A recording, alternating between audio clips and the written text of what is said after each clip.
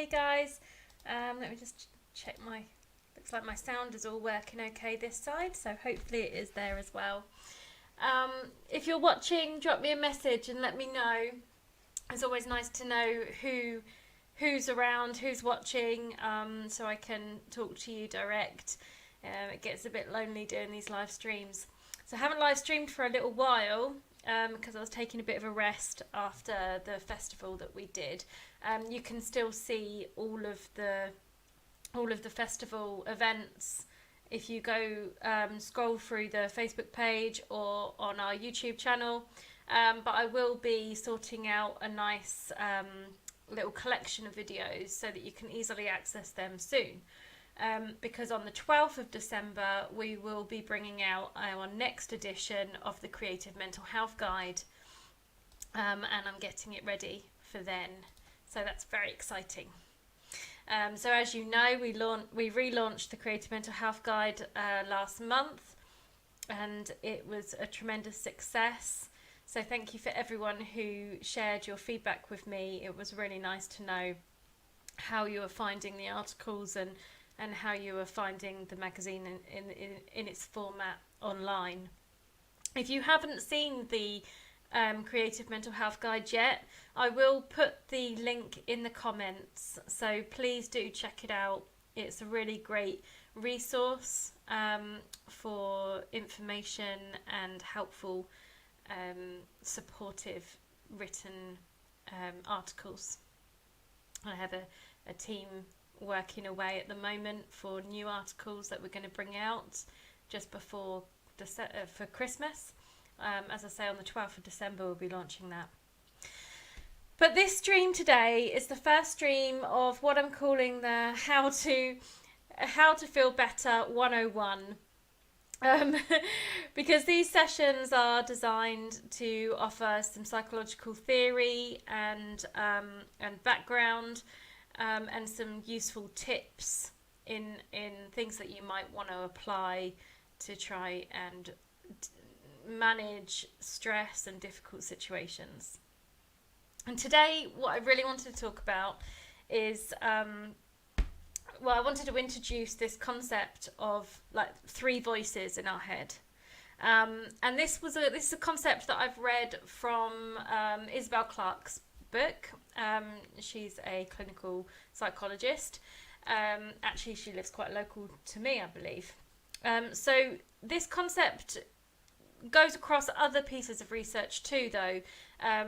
But I believe the terminology that I'm going to use today is from Isabel Clarke's research and her treatment plan called Cope, Comprehend and Connect. So this is a really useful concept that I often bring up in different ways throughout therapy with people, and I find it really helpful myself, because we all have these voices in our head, and I'm not talking about psychosis. I'm talking about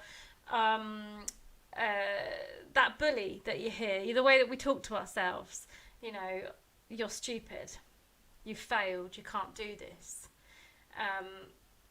And we're very good at identifying, mostly, we can identify when these thoughts are like a bully. And it's really easy to be very hard on ourselves, much easier to be hard on ourselves than we are on others. But those things that we say to ourselves when we are hard on ourselves, that we're not doing well enough, that other people are better, that we're not good enough,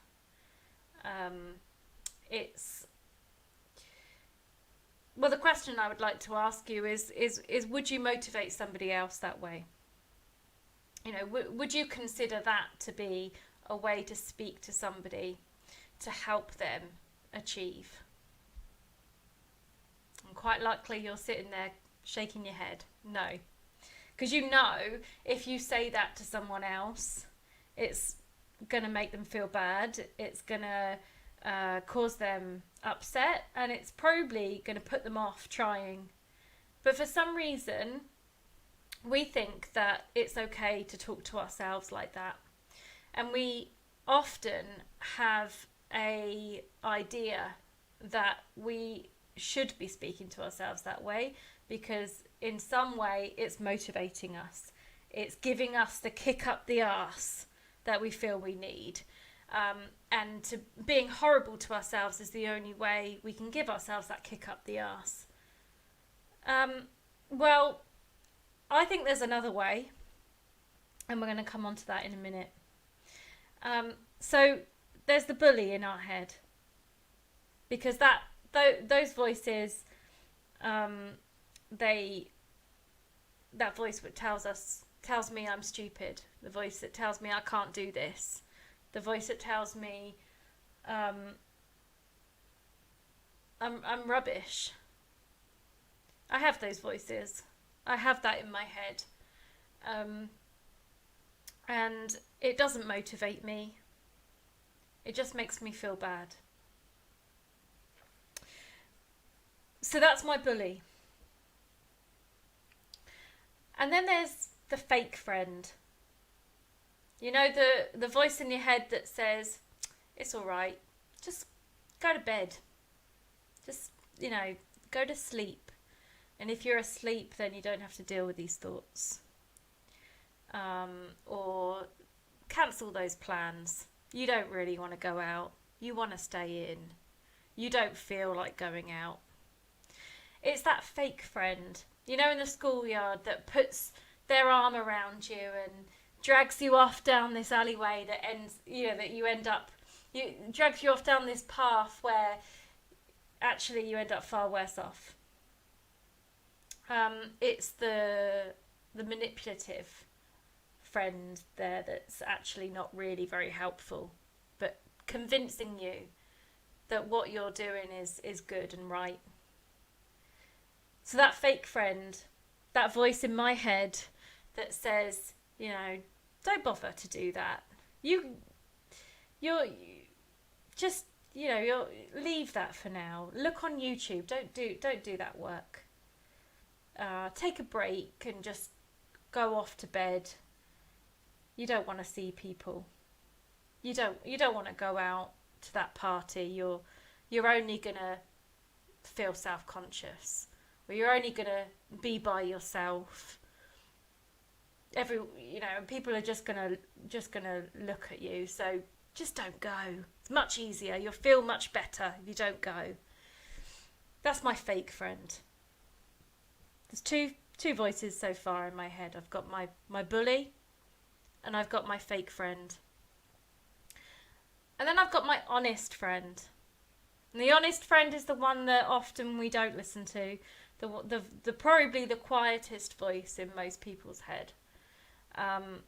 Because the honest friend is how we can feel better. We want to pay more attention to our honest friend. Our honest friend is the one that says, yeah, you're struggling here, but you can do it. The honest friend is the one that says, I know you're feeling down right now, but if you go out to this party, you're going to feel better being with your friends. So when I talk about positive thinking isn't wrapping ourselves up in cotton wool and ignoring any of the badness in the world. No.